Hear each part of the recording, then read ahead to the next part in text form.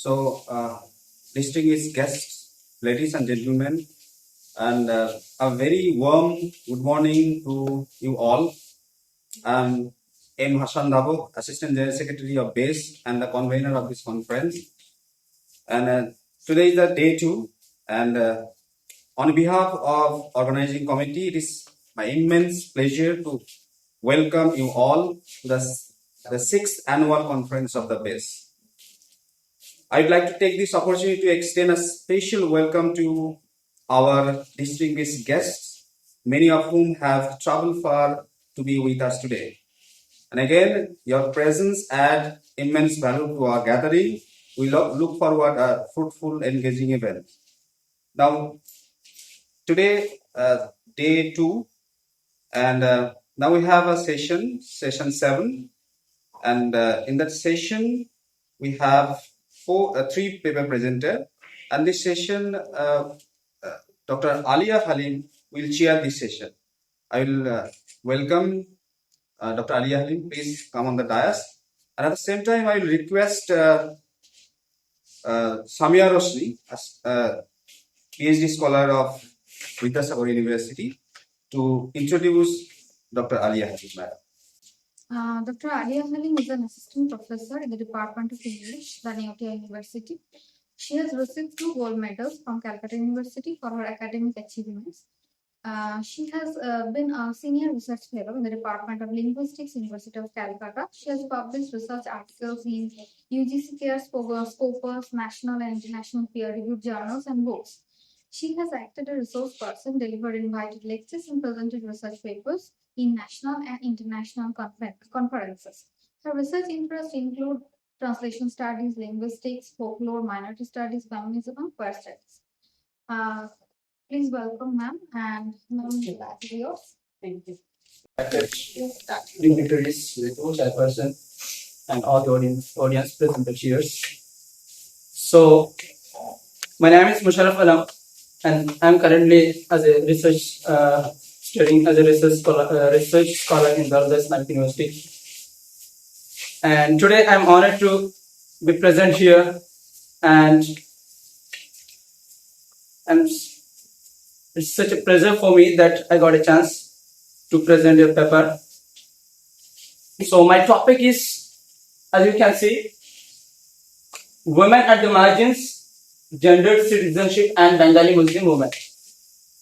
So, first of all, we have to understand. Next. I don't want to go to my topic. Before going to, I want to make you understand what we mean by women at the margins. Basically, it refers to the women who live outside the center of power, privilege, and visibly in society. They are not fully included in social, political, and or economic life. Instead, they exist at the edges where right, opportunities, and recognition are weakest. It means margins. They are not fully protected, not fully recognized, or not fully included, vulnerable to discriminations. It means women are nowadays they are fully marginalized, or they are basically Bengali Muslim women. They are facing many problems. Inshallah, how it is happened, I will explain further. Inshallah. Next slide. So, as we can see, citizenship under scrutiny in India. National debate targeted insecurity, gender hurdles. Citizenship in India has become a central and often national debates starting profound discussions about the belonging identity. And also target insecurity. They are Bengali Muslim women, or they are seen as a not only women. Bengali Muslims are seen like outsiders, or they are foreigners. Many people claim us. So, how it is possible? This presentation critically analyzes how recent policies, and particularly the NRC and CAA, have drastically reshaped the lives and identities of Bengali Muslim women, emphasizing academic rigor and empirical evidence and critical gender perspective. So, next slide, please. we can see there are, first of all, before we go further, we have to understand the background context where a long shared history is has happened. West Bengal and Bangladesh share more than 2,000 kilometers of borders. People living here have always crossed borders for only for marriage, works, farming, festivals, family ties.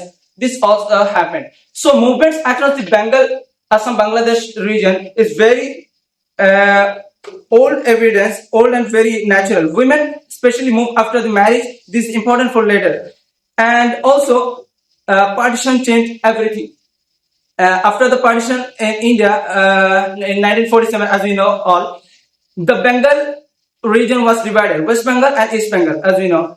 And but people's lives here, families and villages were already mixed. So migration continues because families were split on both sides.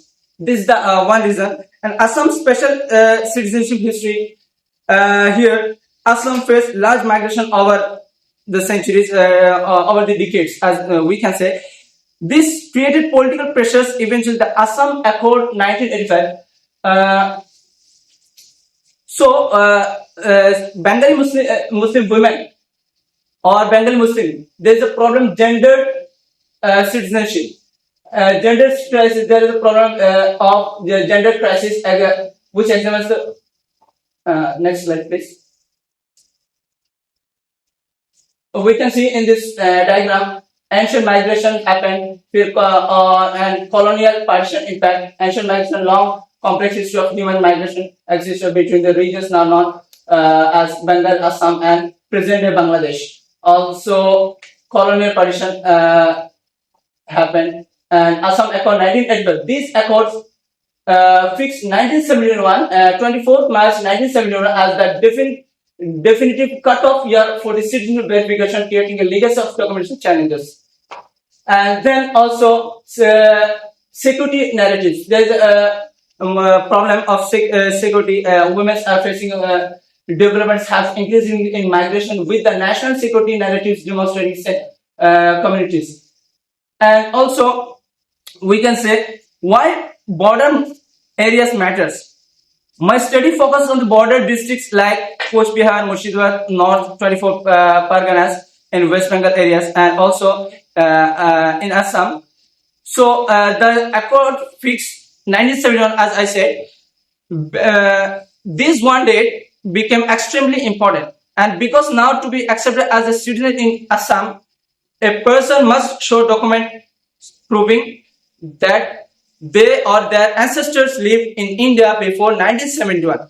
This is simple on paper, but extremely difficult for many rural families, especially women who never had old documents. So, like that, in West Bengal areas, the border areas of West Bengal, these regions share long borders with Bangladesh. People here often face frequently floods that destroy documents, changing rivers, shifting land and boundaries, weak administrative record keeping, high poverty levels, women marrying and moving across the villages frequently. This makes documents fragile and inconsistent. That is the one problem. Another problem. So, over the time, politics makes citizens a hot topic. In both in Assam and Bengal, the issue of who belongs become a political debate. Migrants communities, especially Bengali-speaking Muslims, were increasingly labeled as I said already, outsiders, foreigners, illegal migrants. Their claims. So, and women's unique vulnerabilities are underdocumentations, marriage migrations, barrier to access, male mediation. This kind of problems women are facing basically. Women start with this is not because of their fault. It's because of social politics and tradition and patriarchy. Let me explain this slowly and clearly how it's happened. Many women never revealed basic documents. How is it? In many rural areas, we can see girls were not sent to schools, and also birth certificates were not made. Even in my village, also many women are available. Those do not have still. They are going to die, about to die, but they do not have official birth certificate. And also only sons' names were added to property papers. So when the government says show your documents, women often do not have even the first documents in the chain. So and also early marriage creates identity problems. Many Bengali Muslims we can see get married at 15 the 15th age or 16th age, 17th age before. As you know, it's actually illegal. When they marry, several things change. Their surname may change, their address change, they move to their husband's home. Their school records may not match their marriage records. So this kind of problems creates mismatches in documents. Even a small mismatch can cause rejections. We just have a minute, so quickly wind up. Okay. And next slide, please. Next slide. Also, we can see here NRC documentation challenge of women's burden, lack of basic records, and also early marriage. I already told early marriage impact and patriarchal residence, household explosion, and also credit errors. And Citizenship Amendment Act, CA, a discriminatory framework. As we know, the CA is another problem for the women, Bengali Muslim women. CA provides a controversial pathway, the fast track citizenship. Also, explicit religious freedom undermines secularism, and how CA creates problem for the Bengali Muslim. As we know, the CA actually protects the another religion women, those who migrated from the Afghanistan, Pakistan, Bangladesh, but they don't protect the Bengali Muslim women. Also, next slide, please. Another slide. The last. So, despite profound challenges at the Bengali Muslim face, Bengali Muslim women are not passive victims. They actively engage in diverse forms of resistance, transforming precarity into powerful expression. Protest activism. They also, after facing these kind of problems, they also protest. Participation in movements like Shahin Bagh, local initiatives in Assam and West Bengal, demanding reflection. Also, education awareness, legal challenges, the cultural resistance. They also participate in this kind of problems to prove that they are not immigrants or they are only Indian citizens. So, in conclusion, citizenship is a dynamic construct, legal, social, deeply gendered. The resilience of these women vital truths to democracy requires the unwavering recognition of the dignity and rights for all its citizens. So, thank you all. I conclude here. Thank you. Please come and take your seat. We will have the question answer after the sessions are over. So, next speaker we have is Sheikh Abid Hasan. Please, you have 10 minutes. So my name is Sheikh Abid Hasan. I am going to present a paper called The Architecture of Precarity, Caste, Citizenship and the Bengali Muslim Condition in Post-Colonial India. So we have to understand that precarity is, actual grammar of the Indian state. India's post-colonial democracy is often narrated as a triumph of pluralism, a heroic overcoming of colonial hierarchies to forge a nation of equals. Yet the narrative obscures a more troubling truth. The Indian state thrives not on equality, but on the deliberate production of precarity, institutionalized through what Sami Smuha terms ethnic democracy, a diminished form combining procedural democratic elements like elections with dominance of four ethnic nation or Hindus, or you can say political Hindutvads. Subordinating the non-core groups like Bengali Muslims, we have control, incomplete equality and perceived threats. For Bengali Muslims, scattered across the porous borders of Assam, West Bengal, Tripura, and Bihar. This precarity is not a failure of governance, but its very logic. Their lives unfold in a liminal space marked by suspicion as infiltrators, Bangladeshis, or the perpetually illegal. They are both hyper visible as threats and invisible as citizens, trapped in a state engineered limbo where belonging is always conditional, their shared Bengali linguistic and cultural identity twisted into a marker of illegitimacy. Focusing on Assam, West Bengal, Tripura, and Bihar, when I say Bihar, it's erstwhile Bihar state before partition of Bihar. So this paper examines mechanism of precolonization. So if we look at how it operates, we have to understand, Agamben's concept of bare life. This applies in the Bengali Muslim context very clearly. We have detention camps, spaces of, exception, which operate beyond the oversight of judiciary. There is Foreigners Tribunal Act of 1946, which is amended in 1964, and here the Indian Constitution does not apply. If you can, pay money to the judges who are judging your case, then you can be either a citizen. If you don't pay, then you will not be a citizen. Then we also look at, Assam's line system in the 1920s, 1940s, which basically creates the new line of Assamese nationalism in post-partition, where the sole job of Assamese ethnocracy is to make sure that the Bengali Muslim farmers who came from Mymensingh, they are not allowed to go into the mainstream Assamese society. We are seeing this how their act of farming is being illegitimized as an act of farming jihad or agriculture jihad. So these people who actually form the bulwark of Assamese hegemony by stating themselves as Assamese in census, they are now being stripped of their legitimacy to not only be a citizen, but also their migration status is being considered illegal, despite them coming into Assam before 1935. Next, we go to West Bengal. West Bengal and OBC reservation.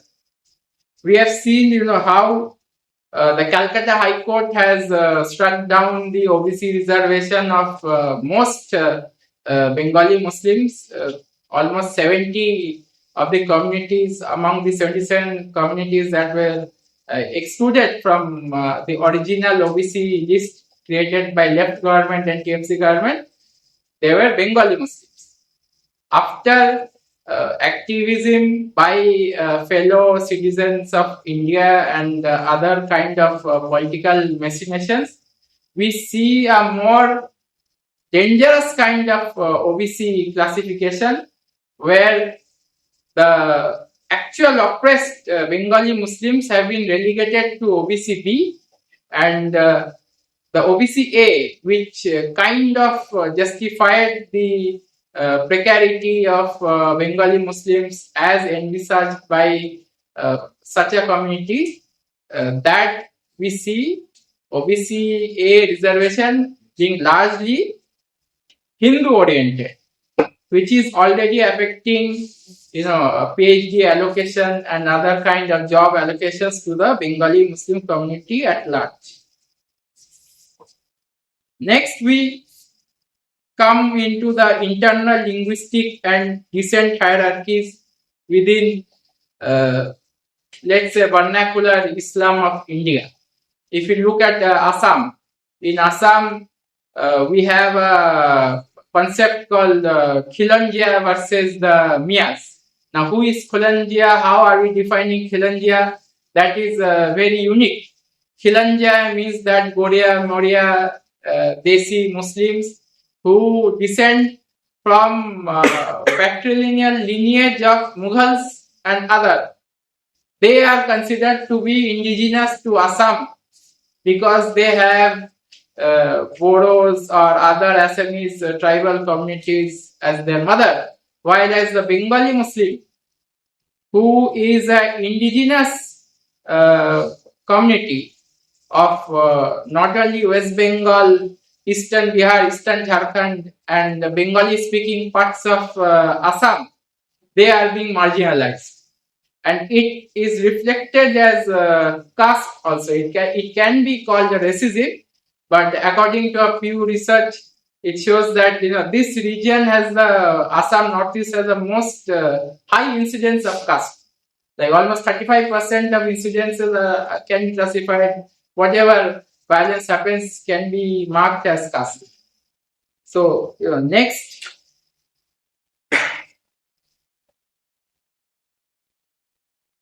we come into the Bangladeshi stereotype, eraser, border, and digital epistemic violence, where I personally has been projected as a Bangladeshi Kanglu, Jihadi, Jamati, Islamist, and whatnot for speaking for rights of minorities across India. And this strategy has been implemented by the party in government for the last 6 or 7 months, and every time you can see on X how that this propaganda is recycled time to time to downgrade my voice as to why a Bengali Muslim should talk about other people or rights of other people, or even uh, try to assimilate or try to project a language of assimilation into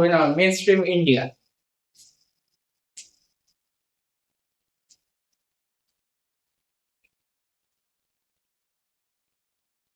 So I have also written something about a comparison of Bengali Muslims, how it can be compared to Rohingyas and Palestinians. Last time around, when I tried to project that West Bengal creation is kind of a Hindutva Israel, people were very angry. So, like now, I think they would be able to understand how Rohingyas, who can be part of the larger ethnic Bengali identity after creation of Bangladesh state in 19 after assimilation of all the languages in 1988, we can see the similar kind of rhetoric and similar kind of legislature being created in India. The same thing has already happened in uh, Myanmar.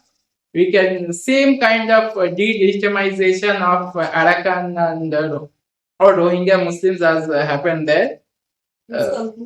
Yeah. So lastly, we come to Palestinian. How Bengali Muslim question is also similar to Palestinian.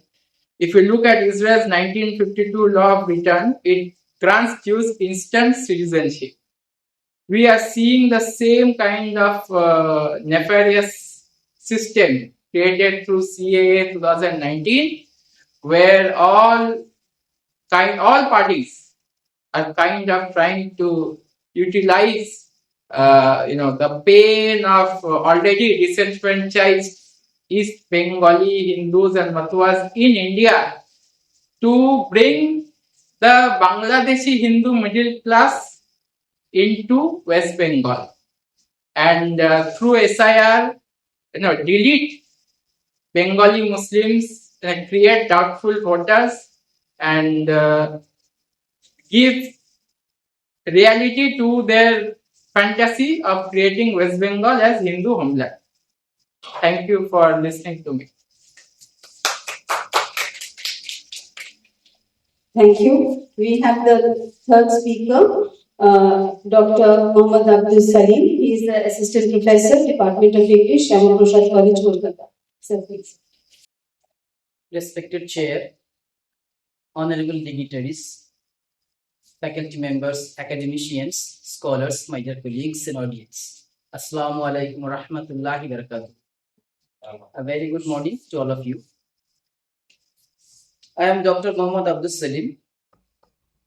I am going to present a paper entitled Revisiting Colonialism and Postcolonialism, a study of precarity, vulnerability, and resistance in Amitav Ghosh's The Glass Palace. At the beginning, I have tried to define precarity. Precarity is a condition marked by pervasive uncertainty, most often associated with economic insecurity, but also extending to psychological and social vulnerability. As Lewis and Waite explain, precarity, I quote, describes the rise of casual, flexible, subcontracted, temporary, contingent, and part-time work in a neoliberal economy. And Susan Bucky says that precarity describes the condition of being vulnerable to exploitation because of lack of security. Next, I have tried to show the nexus between precarity and colonial encounter. Literary studies have documented precarity in various historical and global contexts, including colonial and post-colonial societies. The inextricable connection between European colonialism, very much a lucrative politico-commercial enterprise, and the machinery of capitalism is now an established phenomenon. We all know that Edward Said's analysis on Orientalism reveals that the West's conception of selfhood was founded on the idea of an other with capital O. And this selfhood and identity manifests in literature. Now, the text I have selected, that is Amitav Ghosh's The Glass Palace, it stands as a searing indictment of colonialism's capacity to manufacture systemic precarity, weaving a narrative that unravels the intricate interplay between imperial dominion, socio-cultural disintegration, and existential vulnerability.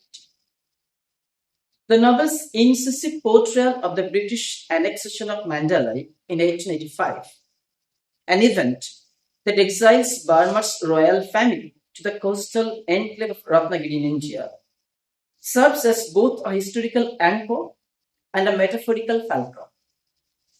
The fall of Mandalay epitomizes colonialism's dual assault on space and psyche. The forced exile of King Thibaw and Queen Supalat, once sovereigns of the thriving kingdom, into the claustrophobic confines of Ratnagiri's colonial outpost, mirrors the broader dislocation of Burmese society. Now, colonialism's exploitation extends beyond territorial conquest, embedding itself in the sinews of global capitalism.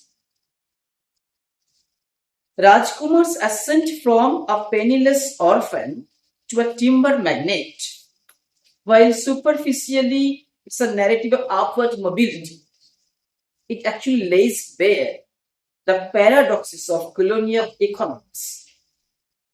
His wealth, amassed through the extraction of Burma's take forests, is inextricably tied to the British imperial machinery system that commodifies nature and labor alike.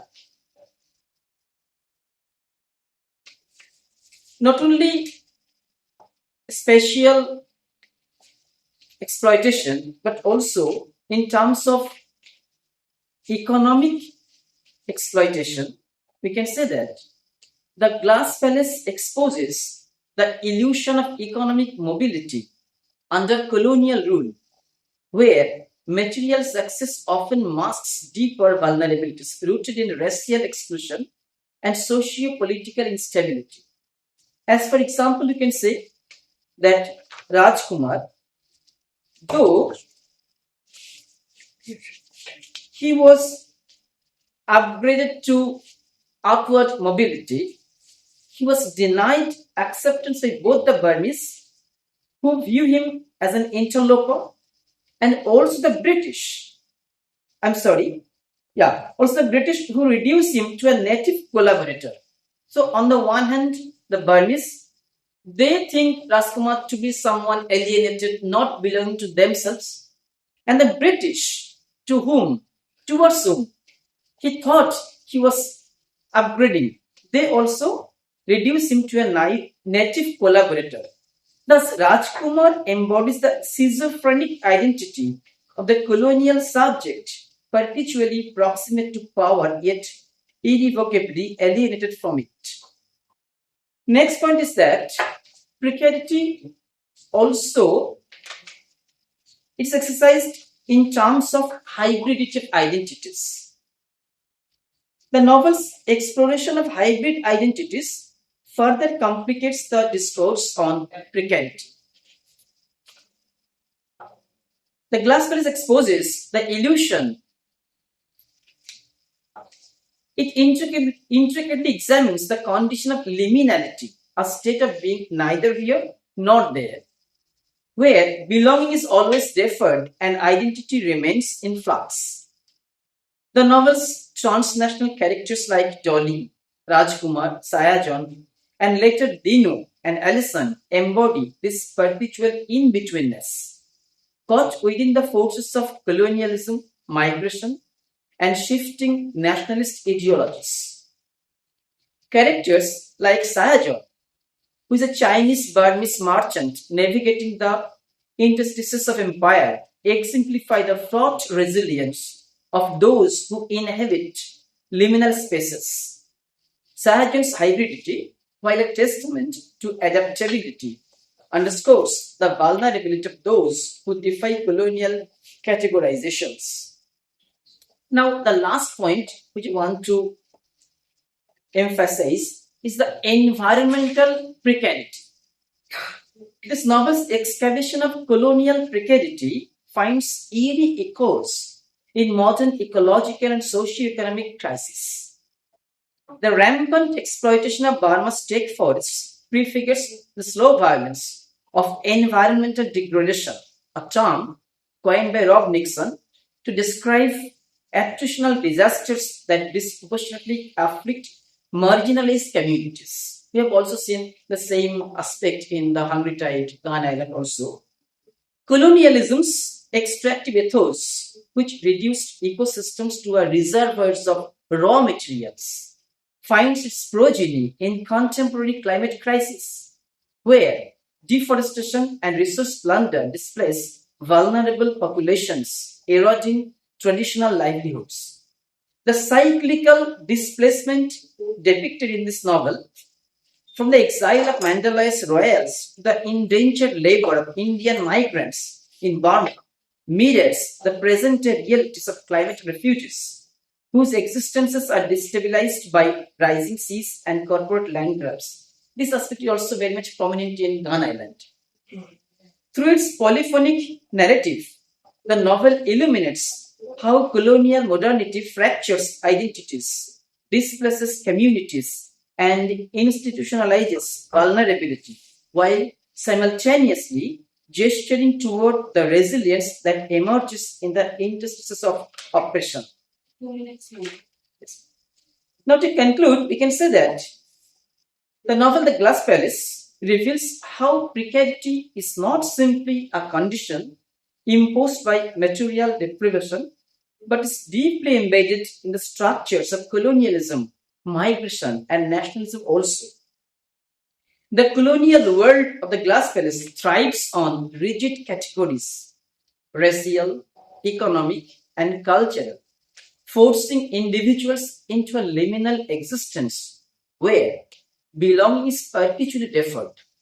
Ghosh leaves us with the sobering truth: to exist in the liminal space between cultures and histories is to live in precarity, but also to persist, to challenge, and to assert one's humanity against the tide of disposition. Thank you.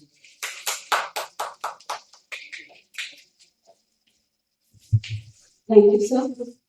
So we come to the end of this session 7. Just a few observations.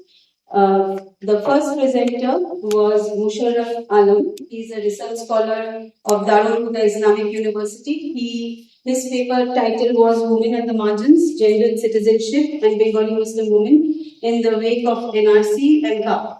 Now, in this paper, we find that he has discussed an important topic centering around women. He spoke about women at the margins, especially concentrating on Bengali Muslim women. He spoke about their citizenship rights, particularly focusing on Hasan and Bangladesh, the border areas of West Bengal, the different difficulties faced by the Bengali Muslim women, and how they have a difficulty in proving their citizenship. And he also spoke about their different resistance. So, well done. We have a second speaker, that is Shaikh Abid Hasan. He is an independent researcher, and his title of the paper was The Architecture of Precarity, Caste, Citizenship and the Bengali Muslim Condition in Post-Colonial India. We find that his paper was well researched, he gave a detailed analysis, and he also shared his own experiences. We find he discussed in detail about precarity, concentrating and focusing on Bengali Muslims. He spoke about the different contradictions in the different acts of 1946, 1964. He also spoke about agricultural or farming jihad in Assam. He spoke about Assamese hegemony. He spoke on different aspects of OBC reservation that is being struck out by High Court. He also spoke of vernacularization, Assam, right? Yes, and then he spoke of epistemic violence in the context of Bangladesh. He brought in the comparison of Bengali Muslims with the Rohingyas and the Palestinians as well, concluding his paper with the different problems that is there in the SIR form that has come up right now. So his paper was well researched and a detailed analysis. So well done. And we have our third speaker, Dr. Abdus. He is an assistant professor, Department of English, Syamaprasad College, Kolkata, and the title of his paper was Revisiting Colonialism and Postcolonialism, a study of precarity, vulnerability, and resistance in Amitav Ghosh's Glass Palace. So your paper too was a very detailed and researched paper where he defines precarity and he situates Amitav Ghosh's Glass Palace as a study of precarity. Precarity, vulnerability, as well as resistance, and he shows it through the character of Rajkumar and the different characters as well. He talks about the national in-betweenness that is there in the characters. He speaks about environmental precarity, and he gives instances from Ghosh's other novels as well. So thank you, sir, for a brilliant paper. So we come to an end of session 7. Thank you all the speakers over here, and thank you, Grace, once again. Thank you, everyone.